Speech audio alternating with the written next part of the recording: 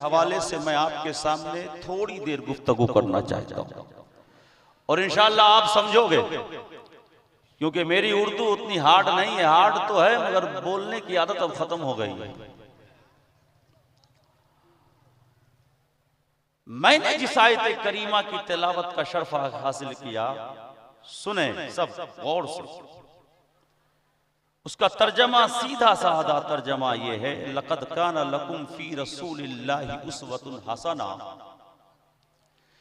तहकीक के अल्लाह रब्बुल इज्जत के रसूल में, अल्लाह के रसूल में, ऐ मेरे बंदो तुम्हारे लिए ना बेहतरीन नमूने अमल है। यानी रसूल की लाइफ को, life of the prophet Muhammad सल्लल्लाहु ताला अलैहि वसल्लम को अपना लो, तुम्हारी दुनिया भी बन जाएगी, तुम्हारी आखिरत भी बन जाएगी। इसका सीधा साधा तर्जुमा यही है कि रसूलुल्लाह की जिंदगी जो है वो हमारे लिए जो है वो आइडियल का दर्जा रखती है। अब मैं आपसे क्वेश्चन करता हूं कि अल्लाह के रसूल सल्लल्लाहु ताला अलैहि वसल्लम की जाहिरी हयात मुबारका कितने साल की थी? कोई बता दे। कितो दिन मानुषेर सोंगे सोंगे अल्लाह का नबी सल्लल्लाहु ताला अलैहि वसल्लम मक्का और मदीने में आपने जिंदगी गुजारी, कितने दिन आप जाहिरी हयात में थे? कोई बताएगा?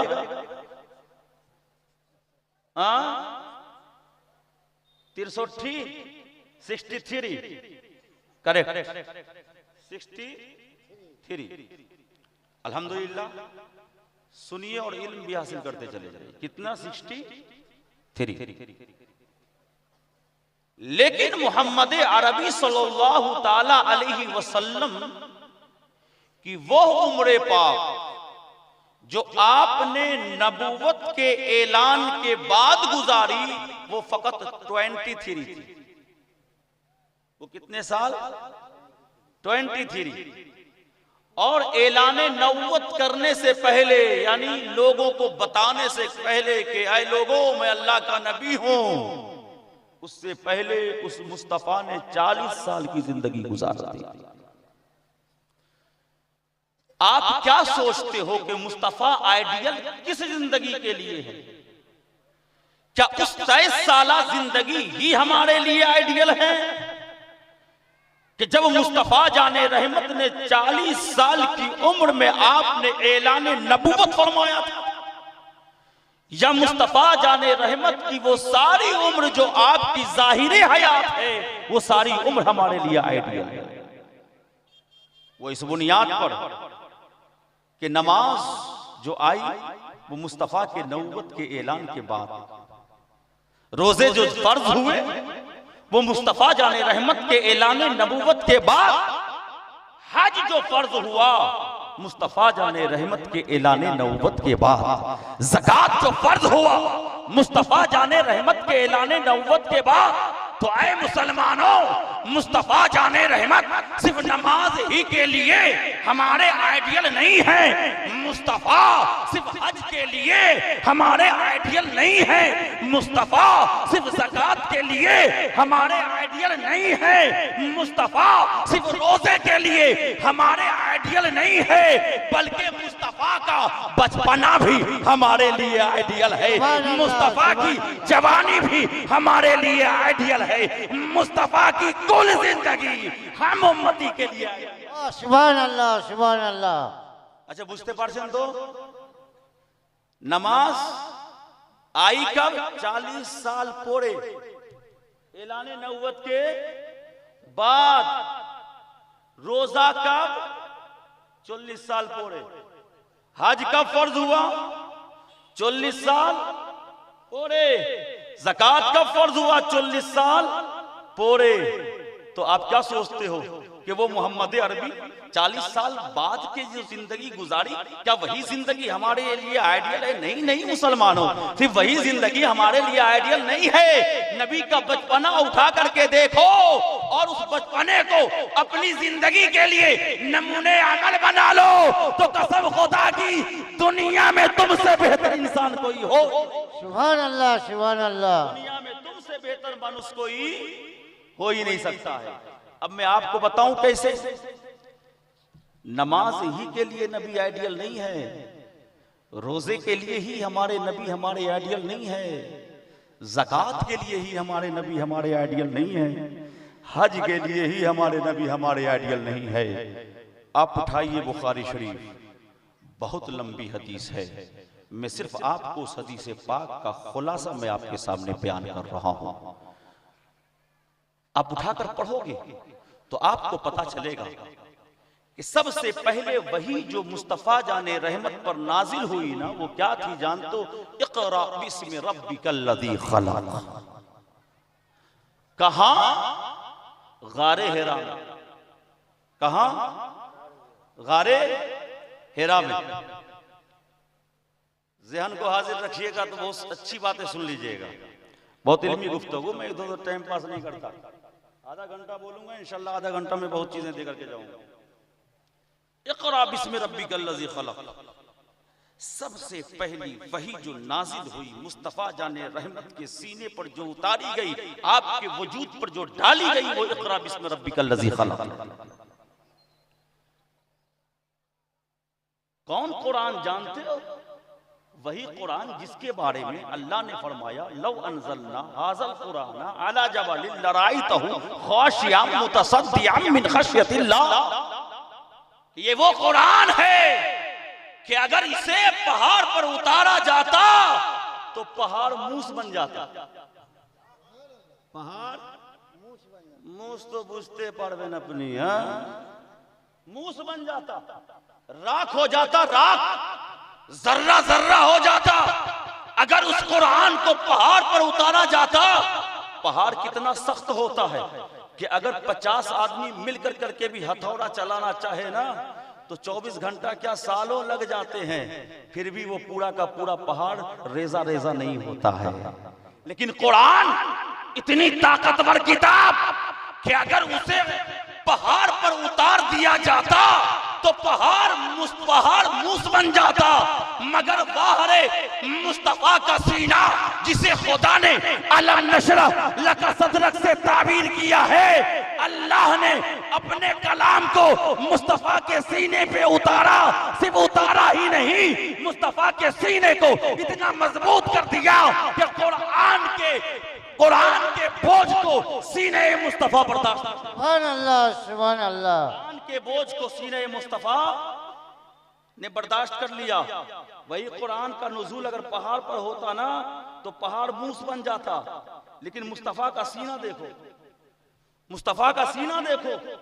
अल्लाह ने मुस्तफा के सीने पर, अल्लाह ने मुस्तफा के दिल पर कुरान को उतारा। इतनी ताकतवर कुरान, इतना ताकतवर कलाम मुस्तफा के दिल में उतर गई। इस वजह से उतरी फजले इलाह से मुस्तफा के दिल को अल्लाह ने शरह सद्र फरमाया। सुभान अल्लाह। अब चलिए, जब इतनी सी बात आप समझ में आ गई आपको, एक जगह और यहां क्या फरमाया अल्लाह ने? लौ अनज़लना हाज़ल कुराना अला जबलिन लराइतहु ख़ाशियम मुतसद्दिअम मिन खश्यतिल्लाह। अगर जानते हो ना, जोदी कुरान को अगर पहाड़ पर उतार दिया जाता, पहाड़ मूस हो जाता। जोदी हुआ नहीं, जोदी, लेकिन पहाड़ मूस बन चुका है। पहाड़ मूस बन चुका है। मैंने इसकी एक छाप और अक्स मैंने कल भी बयान की थी।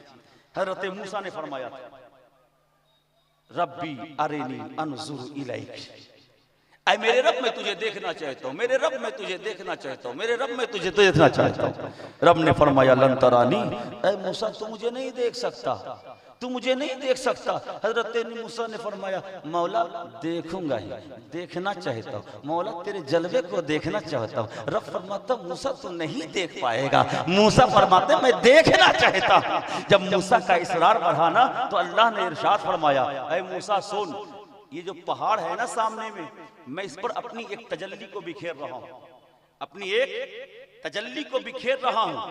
अगर मेरी तजल्ली से पहाड़ ठहर गया, पहाड़ ने बर्दाश्त कर लिया, पहाड़ ने उसे कबूल कर लिया तो समझ जाना कि तुम भी मेरे जलवे को देख लोगे, और अगर पहाड़ ने बर्दाश्त ना किया तो ना देख सकोगे।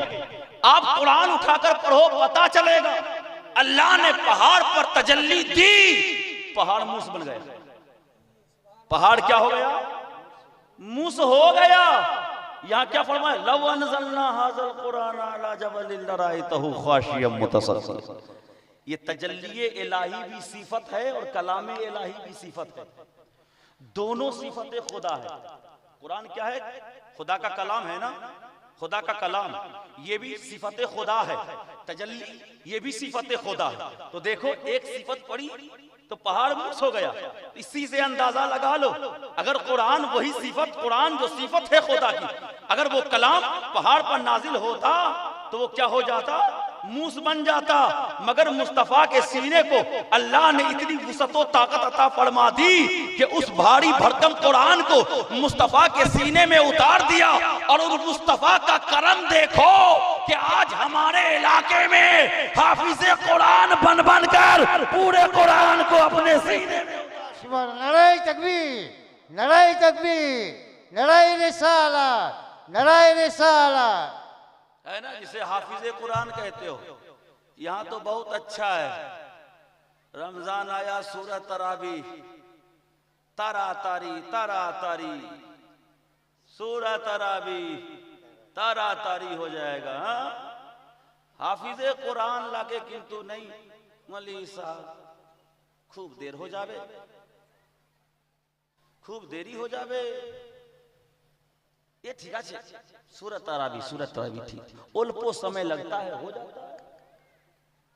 सूरत तरावी लेकिन कुरान नहीं। मगर मुसलमानों कम से कम आज के जमाने के एतबार से बोल रहा हूं, रमजान मुबारक में एक कलाम पाक सुनना ये सुन्नत मुअक्कदा के दायरे है ना। हम कैसे मुसलमान हैं? अभी मैं आता हूं अपने पॉइंट पर, अगर वक्त दोगे तो जरूर आऊंगा।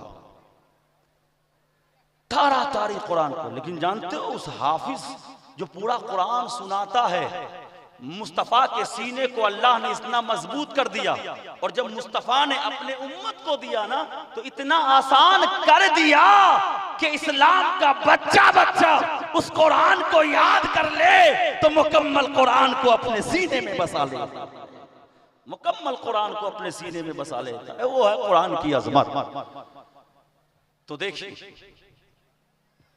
पहाड़ मूस हो गया, और यहां फरमाया कि अगर कुरान को उतारता पहाड़ पर ना तो पहाड़ मूस हो जाता, है ना। लव अनज़लना हाज़ल कुरान अला जबलिन लरायतहु खाशियम मुतसद्दिअ मिन खश्यतिल्लाह। तो मुसलमानों, अल्लाह के रसूल सल्लल्लाहु अलैहि वसल्लम जब गारे हिरा में गए, सबसे पहली वही गारे हिरा में कौन सी? इक़रा बिस्मि रब्बिकल लज़ी खलक़ जब उतरी, भार इतना था कि मुस्तफा ने तो बर्दाश्त किया, मगर आपका जिस्म मुबारक कांपने लगा, आपका जिस्म मुबारक कांपने लगा। जब आपके जिस्म मुबारक में कपकपी तारी हुई, आप गारे हिरा से निकले, और गारे हिरा से निकलने के बाद आप सीधे अपने घर आ जाते हैं। अपने घर आते हैं ना, तो घर में आपकी बहू होती, आपकी ज़ौजे मुक़द्दसा होती, ज़ौजे मोहतरमा होती हैं, जिनका नाम हजरत खदीजतुल कुबरा है, जिनका नाम हजरत खदीजतुल कुबरा है। मुस्तफा जाने रहमत गारे हिरा से तशरीफ लाए, कोथाय गिले बारीते।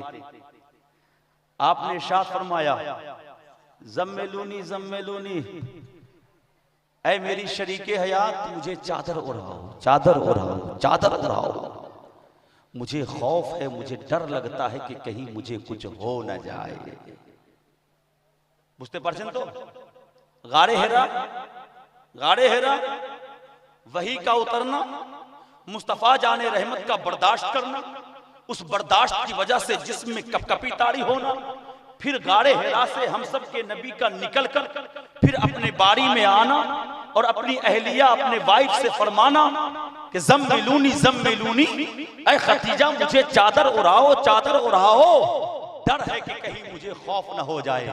अब जो मैं आपको कहना चाहता हूं वो सुनिए, और ये जो कह रहा हूं ना, ये 40 साल हुजूर के उम्र से पहले का वाकया है। हुजूर के अभी भी ऐलान नहीं किया है, अभी ऐलान नहीं किया, अभी तो गारे हिरा में पहली वही उतरी है, उतरने के बाद सबसे पहले आप घर तशरीफ लाए। अभी अपनी अहलिया से भी नहीं कहा क्या मेरी अहलिया अल्लाह एक है, मैं अल्लाह का रसूल हूं, नहीं कहा। आते खाते क्या कहा, जम्मिलूनी जम्मिलूनी, मुझे चादर हो रहा हो, चादर हो रहा हो, चादर हो रहा हो, मुझे डर है कि कहीं मुझे कुछ हो ना जाए। हजरत खतीजतुल कुबरा फरमाती हैं, ए अल्लाह के रसूल, जबकि उस वक्त रसूल नहीं, उस वक्त जो है कह लीजिए, हो सकता है नाम से पुकारती हूँ, हो सकता है शरीके हयात से पुकारती हूँ, हो सकता है ए मोहम्मद इब्ने अब्दुल्ला, क्योंकि अल्लाह के रसूल सल्लल्लाहु अलैहि वसल्लम की शादी मुबारक निकाह जो आपसे हुआ था ना, उस वक्त अल्लाह के रसूल सल्लल्लाहु अलैहि वसल्लम की उम्र 25 साल थी। गोया 15 साल हजरत खतीजतुल कुबरा अल्लाह के रसूल सल्लल्लाहु अलैहि वसल्लम के निकाह में रह गई। अभी हुजूर ने ऐलान नहीं किया, मगर हजरत खतीजा फरमाती हैं, ऐ मोहम्मद, वो अल्लाह आपको कुछ होने नहीं देगा, वो अल्लाह आपको कुछ होने नहीं देगा। आज हम ये सोचते हैं कि ना सिर्फ नमाज पढ़ेंगे तब ही जन्नत मिलेगी, बाकी मस्जिद के बाहर जो चाहो करते रहो फिर भी जन्नत मिल जाएगी। खाली रमजान में रोजा रख लेंगे, रोजा रखना ही जन्नत में जाने का सबब होगा, बाकी रोजा भी रखो और चुगली भी करो चल जाएगा, है ना। हालत रोजा में रोजा भी रखो और चुगलियां भी करते रहो, हालत रोजा में रोजा भी रखो, दूसरों की बुराइयां भी करते रहो, हालत रोजा में रोजा भी करो और दूसरों की ग़ीबत भी करते रहो, हालत रोजा में रोजा भी रखो, अपनी बीवियों पर जुल्म भी करते रहो। मुसलमानों, रोजा रखना ही जन्नत में ले जाने का सबब नहीं बनती है, चुगलियों से बचना भी ये जन्नत में जाने का सबब बन जाती है, बुराइयों से रुकना भी जन्नत में जाने का सबब बन जाती है, फितनों से अपने आप को रोक लेना जन्नत में जाने का सबब बनती है, बीवियों से मोहब्बत करना जन्नत में जाने का सबब। सुभान अल्लाह, सुभान अल्लाह। क्या फरमाया, जम्मिलूनी जम्मिलूनी, चादर उड़ाओ। जब चादर उड़ा दी गई, हुजूर ने फरमाया, ऐ खतीजा, मुझे डर है कि मुझे कुछ हो ना जाए। हजरत खतीजा फरमाती हैं, ऐ मोहम्मद सल्लल्लाहु अलैहि वसल्लम, वो अल्लाह आपको कुछ होने नहीं देगा। अब हजरत खतीजतुल कुबरा अब उसका सबब बयान करती है कि क्यों नहीं होने देगा। तो आपका जुमला सबसे पहला ये है कि आप रिश्तों को जोड़ने वाले हैं, तोड़ने वाले नहीं हैं। सुभान अल्लाह। आप रिश्तों को जोड़ने वाले हैं, तोड़ने वाले नहीं हैं। आप सिले रहमी करते हैं, आप दूसरों से भी रिश्ता जोड़ लेते हैं, अपने तो अपने, अगर गैर भी आपकी बारगाह में आ जाए तो आप उसे गले लगा लेते हैं, है ना। तो सबसे पहला जुमला जो हजरत खतीजतुल कुबरा ने फरमाया था वो ये कि आपको अल्लाह कुछ होने नहीं देगा। क्यों? सबब ये है कि आप सिले रहमी फरमाते हैं, रिश्तों को जोड़ते हैं। पता क्या चला कि जो इंसान इस दुनिया में रहकर रिश्ता जोड़ता हो, अल्लाह की रहमत उस पर होती है, जो रिश्ता तोड़ता हो अल्लाह की रहमत उससे दूर। सुभान अल्लाह। किछु बुझलें? नहीं बुझलें? रिश्ता जो जोड़ता है, भाई भाई से रिश्ता जोड़ता है, भाई भाई से रिश्ता जोड़ता है।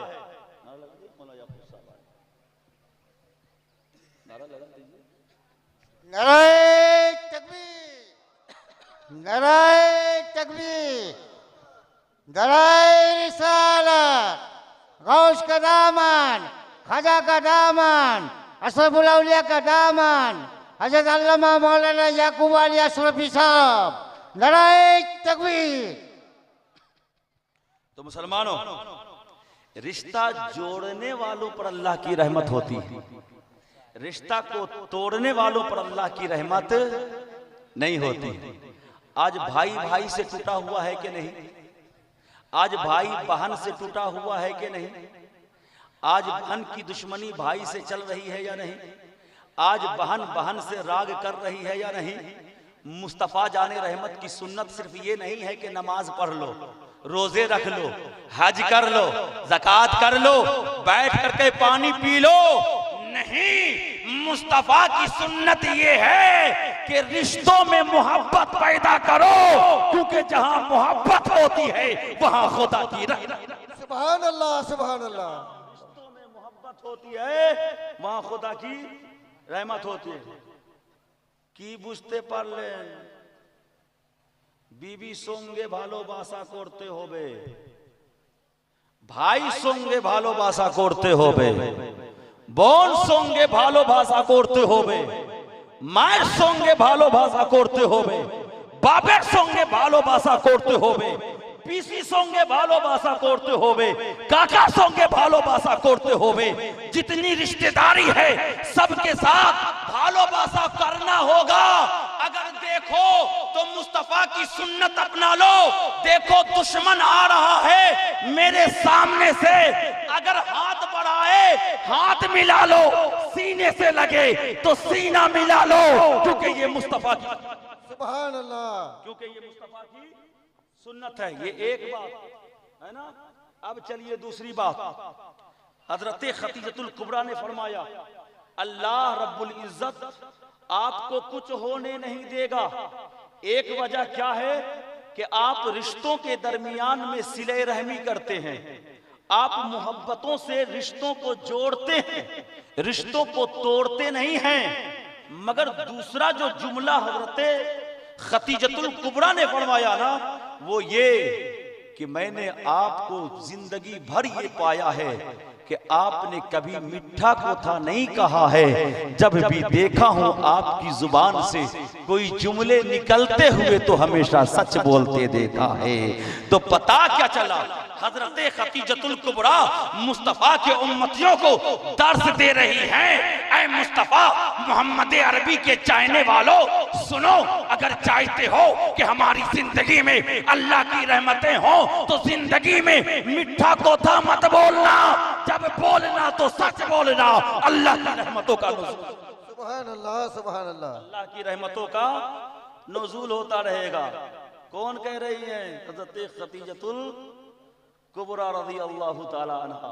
अभी अल्लाह के रसूल ने ऐलान भी नहीं किया है कि मैं अल्लाह का नबी हूं, लेकिन हज़रत खतीजतुल कुबरा को ये यकीन है अल्लाह आपको कुछ होने नहीं देगा। क्यों? इसलिए कि जो सिलाए रहमी करता है उसे कुछ नहीं होता है, जो सच बोलता है उसे कुछ नहीं होता है।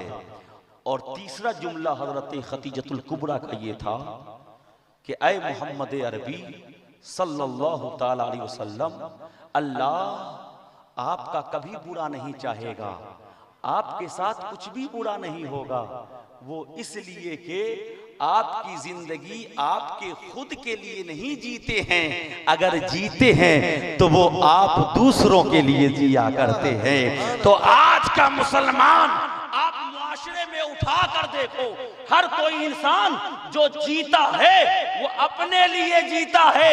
अरे अपने लिए जीना ये जीना नहीं है, जिंदगी तो वो है जो अपनी जिंदगी दूसरों के लिए वक्फ कर दी जाए, वही जिंदगी जिंदगी सुभान अल्लाह, जिंदगी हुआ करती है। अब यहीं पर मैं रोक कर करके थोड़ा सा आपके माइंड को ना थोड़ा सा सैकल करता हूं। एक वाकये से, एक खानका में ना एक मजनू रहता था। जो कहना है उसको कह सकते हो, हर जमाने में लोग ना उसे अपनी अपनी जुबान से याद करते हैं। नहीं कहते हैं काम का ना काज का, दुश्मन अनाज का। बस जहां देखा के खेने खाली पोरे था को, रोटी तो मिलते अच्छे मिलते अच्छे होता है ना। कुछ आदमी कुछ मानुष ये रकम होता है ना। बहुत लोगों को देखोगे कि खानका में ना बस पड़ा हुआ है, खानकाहों में पड़ा हुआ है, कुछ काम नहीं करेगा, कोशिश नहीं करेगा, जिद्दोजहद नहीं करेगा। क्यों? इसलिए कि वो इतना बड़ा सुस्त हो जाता है कि वो तो ये सोचता है कि चलो यहाँ तो रोटी मिल ही रही है, खाना मिल ही रहा है, तो अब वो वहीं पड़ा रहेगा, अब वो कोई जिद्दोजहद और कोशिश नहीं करेगा। उस खानका में एक बुजुर्ग रहते थे, नाम इस वक्त मेरे ज़हन में नहीं आ रहा, बहुत ही मशहूर और मुस्तनद ये वाक़या। एक बुजुर्ग अल्लाह के वली रहते थे उस खानका में। अल्लाह के वली ने फरमाया, तुम यहाँ क्यों पड़े हो, जाओ जिंदगी अपनी तलाश करो, रिस्क तलाश करने के लिए निकलो, तुम कोशिश करो, कमाओ, कमाने के बाद अपनी जिंदगी को अच्छी से अच्छी बनाओ। एक दिन हो गया, 2 दिन हो गया, 3 दिन नहीं निकला। अल्लाह के वली ने फिर फरमाया, डांट करके जाओ, यहाँ से जाओ, अब यहाँ तुम्हें कोई खाना खर्चा जो है नहीं दिया जाएगा। अब वो शख्स वहां से चला, निकला ना तो रास्ते में उसे ना एक परिंदा मिला। रास्ते में उसे परिंदा, जानते पाखी, क्या पाखी, जिसके पास पर भी नहीं था और पर भी नहीं था, पैर भी नहीं था और पर भी नहीं था। पर का माना ना वो पाखना, पाखना है ना, और पैर भी नहीं था, तो जाहिर सी बात है वो उड़ भी नहीं सकता था और चल भी नहीं सकता था।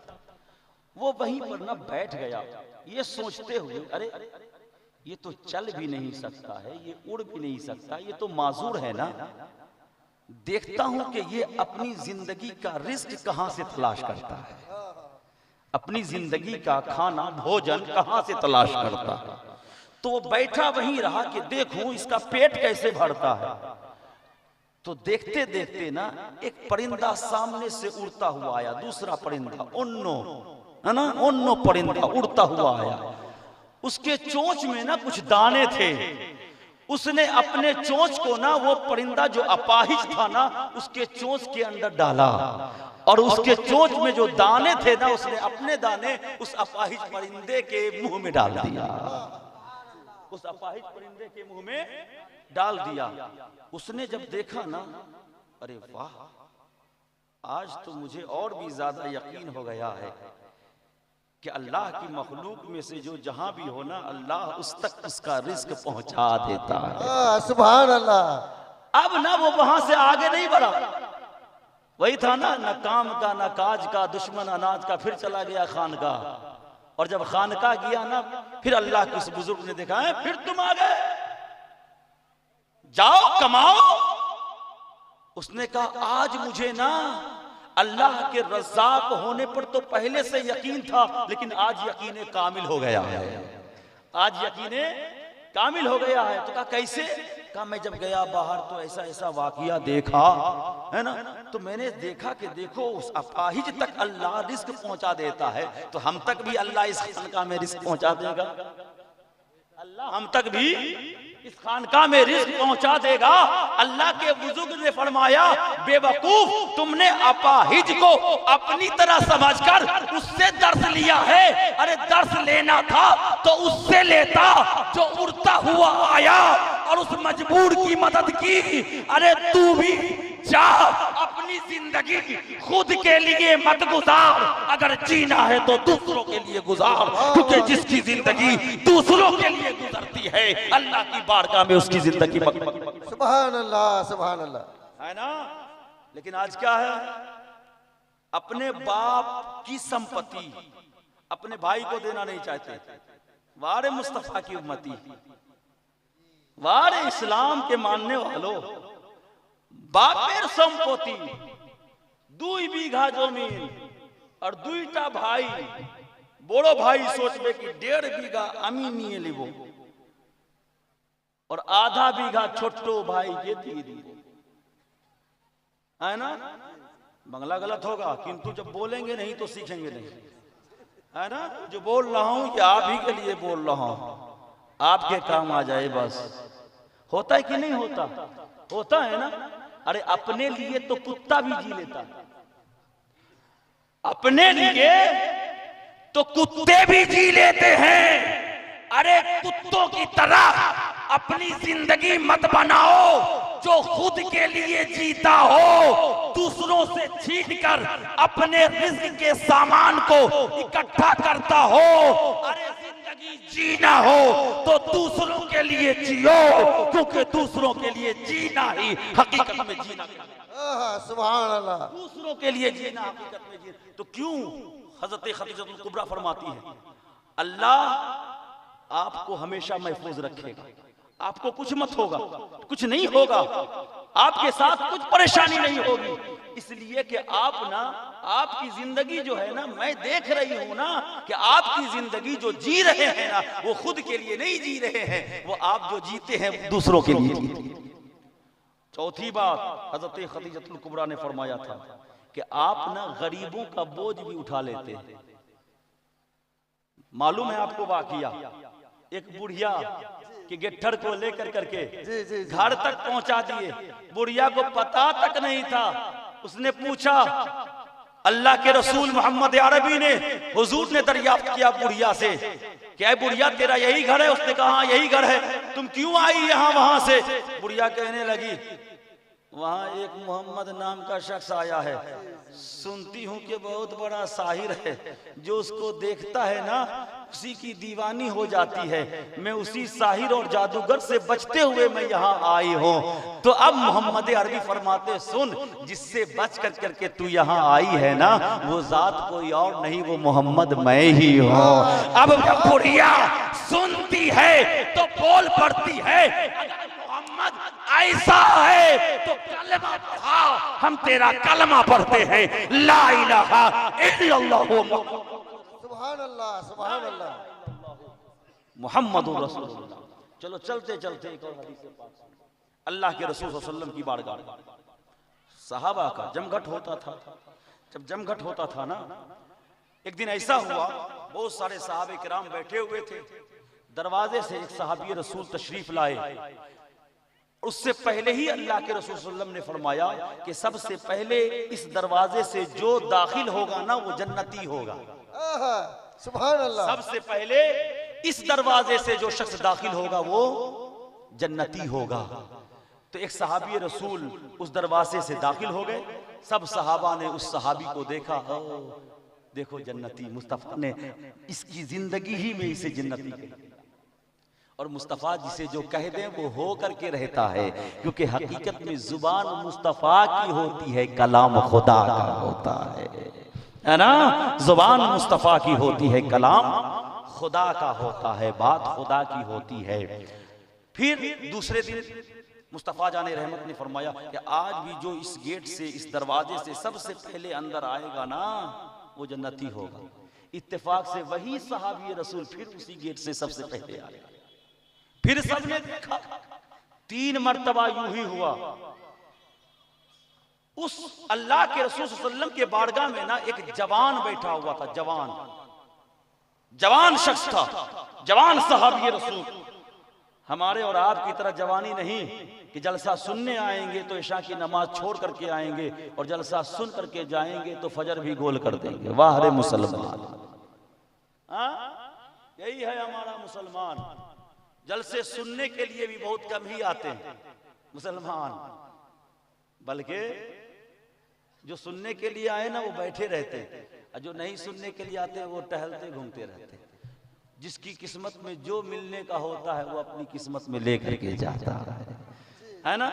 तो उस जवान सहाबी रसूल, वो ऐसे सहाबी रसूल थे ना जो दिन में रोजा रखते थे और रात में अल्लाह के हुजूर में खड़े होकर के नमाज अदा करते थे। सुभान अल्लाह। जिसने अपनी जवानी मोहब्बत रसूल, मोहब्बत खुदा में गुजार दी, वो सहाबी रसूल जवान थे।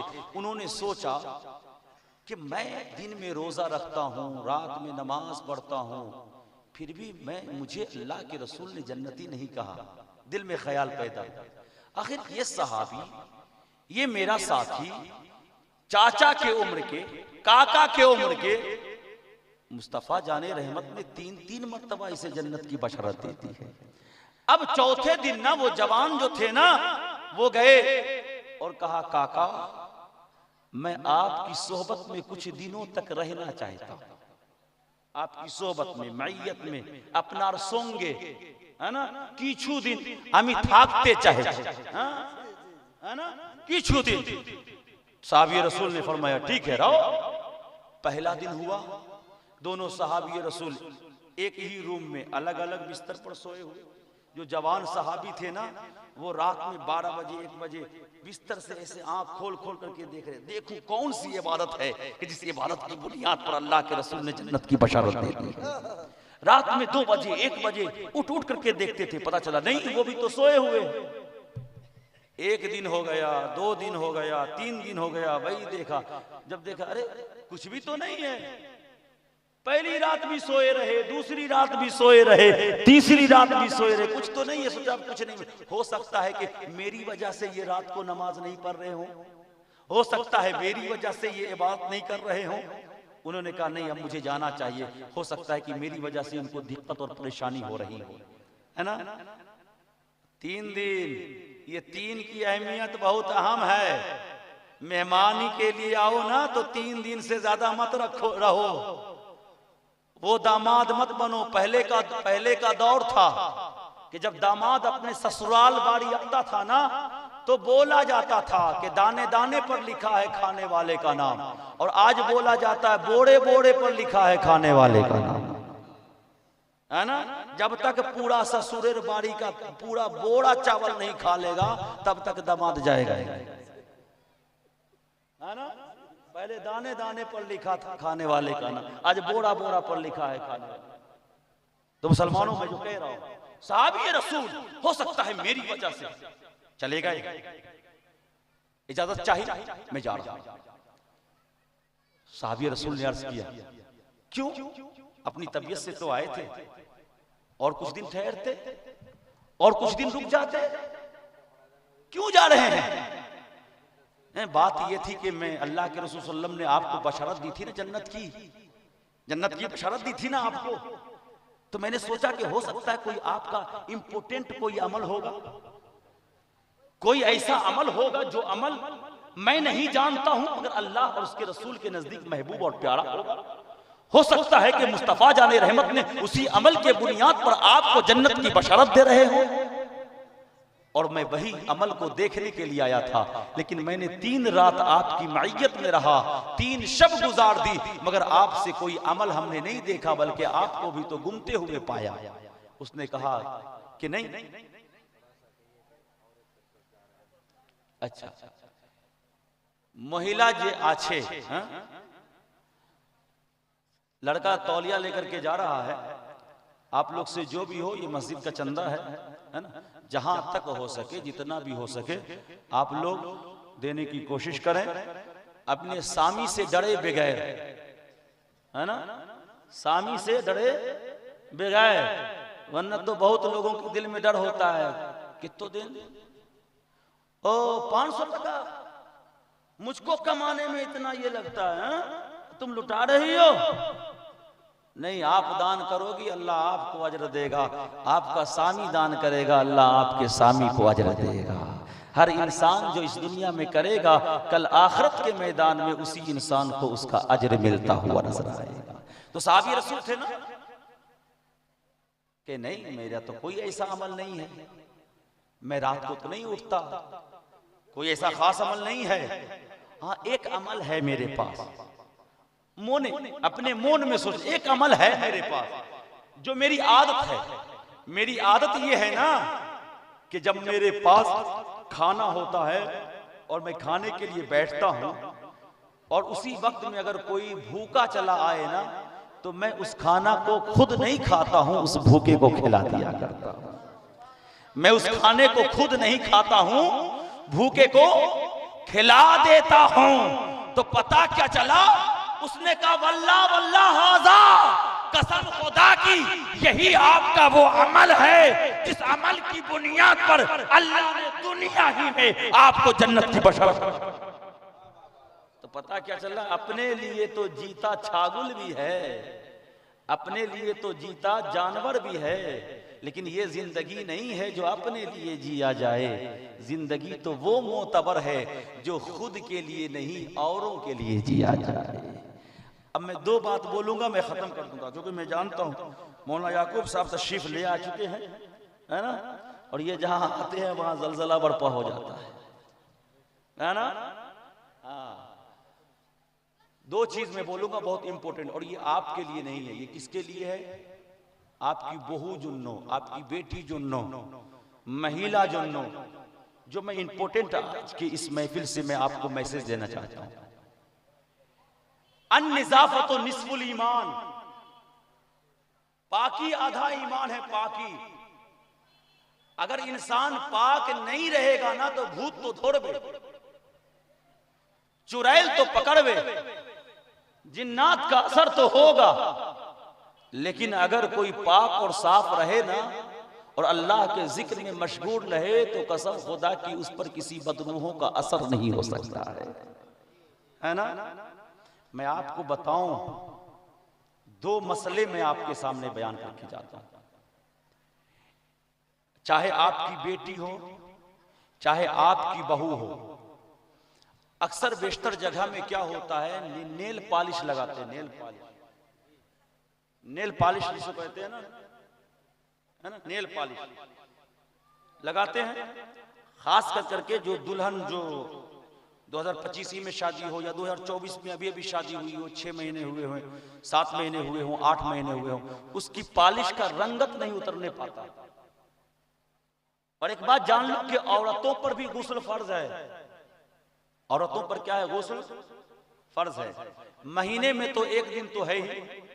दूसरी चीज ये है बाबू कि मैं कभी मसाइल को बताने में हाया और शर्म महसूस नहीं करता हूं, इसलिए कि अगर दीन इस्लाम के उलमा मसाइल को नहीं बताएंगे तो कौन बताएगा, है ना।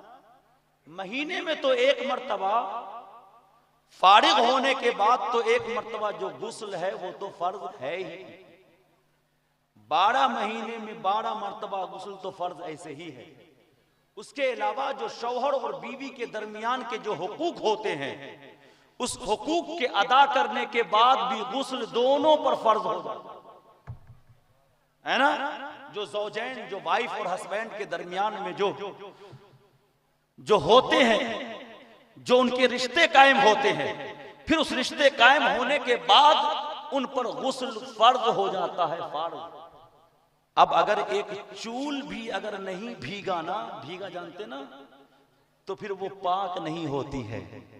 और ये नाम नेल पॉलिश जिसे कहते हैं ना, नेल पॉलिश, ये वो चीज है ना कि जिसके नीचे पानी नहीं पहुंचता है, पानी नहीं पहुंचता है।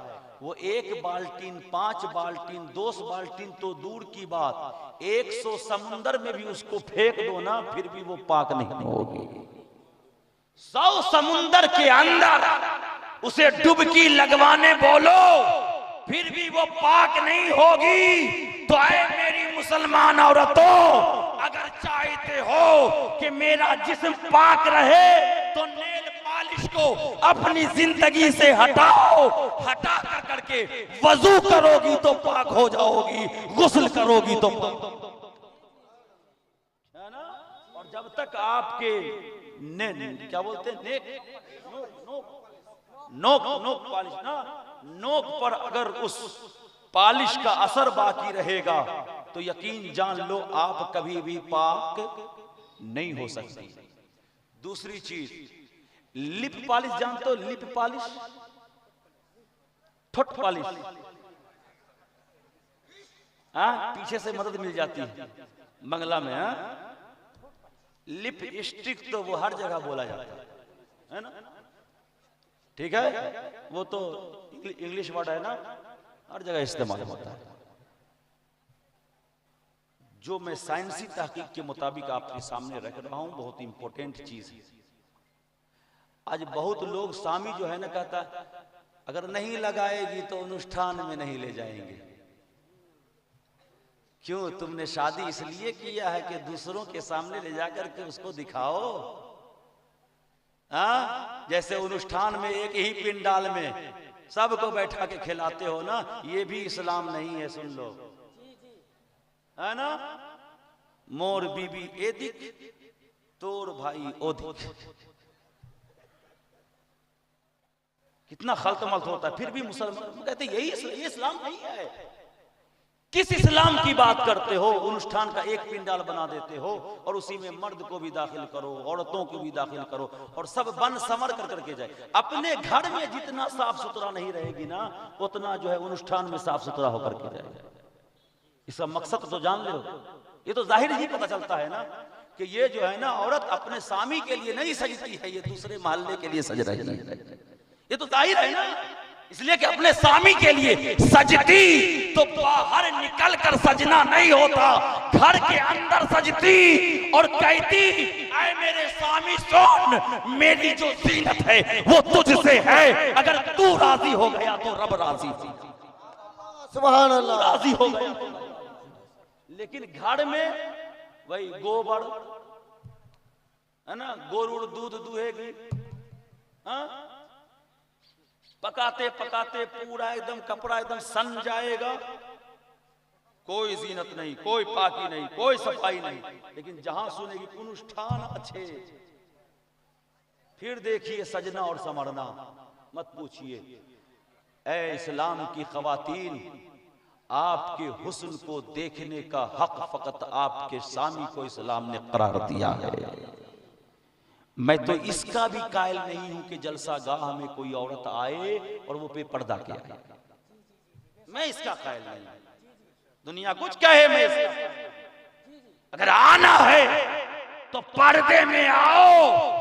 मुस्तफा की शरीयत में पर्दा है, क्योंकि काबा इतना मुअज्जम इसलिए है कि काबा पर पर्दा है। कुरान इतना मोतबर इसलिए है कि कुरान पर पर्दा है। और औरतें तुम मोतबर इसलिए हो कि मुस्तफा ने तुम्हें पर्दा फरमाया। सुभान अल्लाह।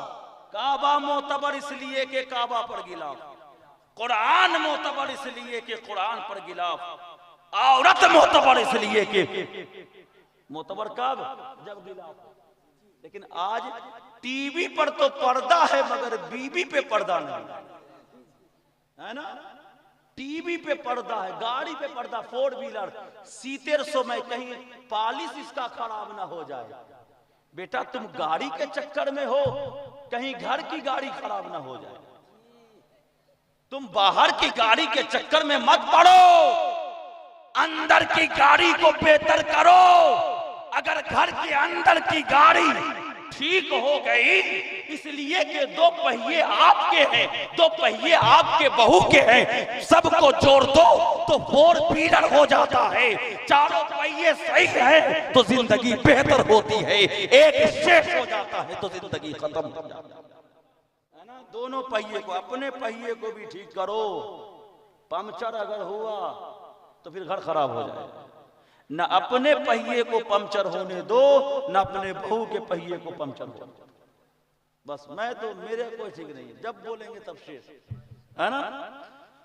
तो मुसलमानों, दूसरी चीज में जो आखिरी चीज में बता रहा हूं वो लिपस्टिक के बारे में है ना। साइंस ही तय करता है दुनिया के हर जानवर की चर्बी, चर्बी जानते हो ना, चर्बी शनिवार है ना। दुनिया के हर जानवर की चर्बी जो है ना, इंसान के जिस्म पर अगर लग जाए, सुनिएगा गौर से, इंसान के, साइंस ही तय है, इंसान के जिस्म पर अगर लग जाए, इंसान के जिस्म में भी हीट है, इंसान के जिस्म की भी एक गर्मी है। दुनिया के हर जानवर की चर्बी अगर इंसान के जिस्म के ऊपर रख दी जाए तो जिस्म के चमड़े और उसके अंदर जो खून है, फिर गोश्त है, फिर चमड़े हैं, उसकी गर्मी से उसकी चर्बी जो है ना पिघल सकता, घुल जाता। लेकिन एक ही जानवर है कि अगर उसकी चर्बी जिस्म के चमड़े के ऊपर रख दी जाए तो नहीं घुलता है, और वो चर्बी किसी और जानवर की चर्बी नहीं है, वो पिग की चर्बी है। पिग जानते हो ना, पिग तो ये इंग्लिश वर्ड है, क्या कहते हैं बंगला में उसको, सोर, सोर, सुअर, सुअर, सुअर है ना।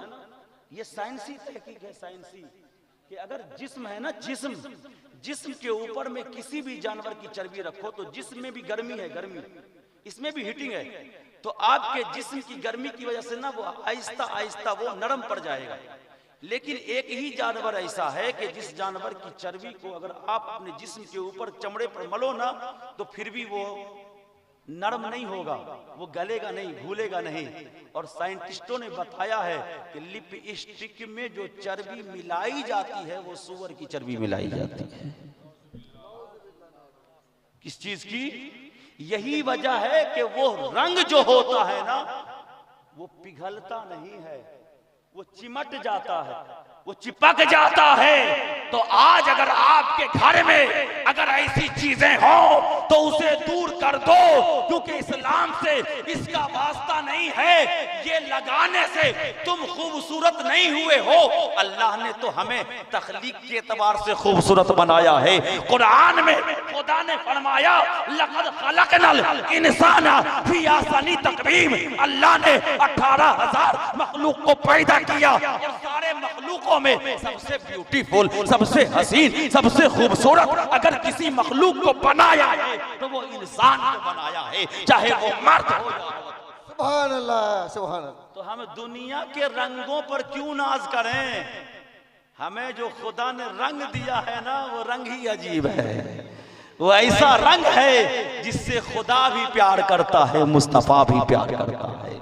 तो मुसलमानों, बहुत थोड़े से वक्त में मैं जो कहा अल्हम्दुलिल्लाह, अल्लाह रब्बुल इज्जत से दुआ कीजिए कि जलसे बहुत होते हैं, लेकिन जो चीज मैंने कहा, घर जाइएगा तो लिपस्टिक फेंक दीजिएगा, है ना।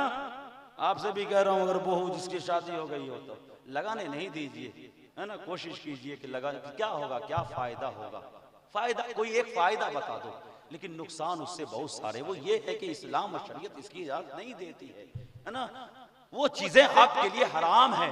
सूअर खुद नापाक है और नापाक की चर्बी आप अपने जिस्म के ऊपर लगाओ तो जाहिर सी बात है आपके जिस्म नापाक हो जाएगी। और फिर जाकर क्या आएगा, भूत पकड़ लिया है तो शैतान पकड़ेगा नहीं। नापाक रहने वाले काम करोगे तो क्यों नहीं पकड़ेगा। पाक रहो, कुरान की तिलावत करो, कुरान को पढ़ते रहो, अल्लाह तुम्हारे घर में भी बरकत अता फरमाएगा, तुम्हारे रिज़्क़ में भी बरकत अता फरमाएगा, तुम्हारी जिंदगी में भी बरकत अता फरमाएगा। अस्तगफिरुल्लाह रब्बी मिन कुल्लि ज़ंबिन व अतूबु इलैहि व मा अलैना इल्लल बलाग व आखिरु दावाना अल्हम्दुलिल्लाहि रब्बिल आलमीन। अस्सलामु अलैकुम व रहमतुल्लाहि व बरकातुहू।